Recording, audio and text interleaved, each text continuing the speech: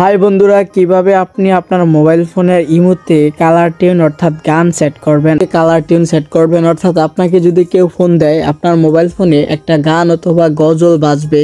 তো এই সেটিংসটা আপনারা কিভাবে করবেন আজ আমি আপনাদেরকে দেখাবো কিভাবে করবেন। তো তার আগে আপনাদের কাছে ছোট্ট একটা রিকোয়েস্ট, আপনারা যারা আমাদের চ্যানেলে নতুন এসেছেন অবশ্যই আমাদের চ্যানেলটি সাবস্ক্রাইব করে আমাদের সঙ্গে থাকুন। তো বন্ধুরা, এখন আপনাদের কাজ হচ্ছে আপনারা প্রোফাইলের উপর ক্লিক করবেন। এখান থেকে আপনারা চলে আসবেন সেটিংস থেকে আপনারা চলে যাবেন ফাংশন। এই যে ফাংশন অপশনে ক্লিক করবেন।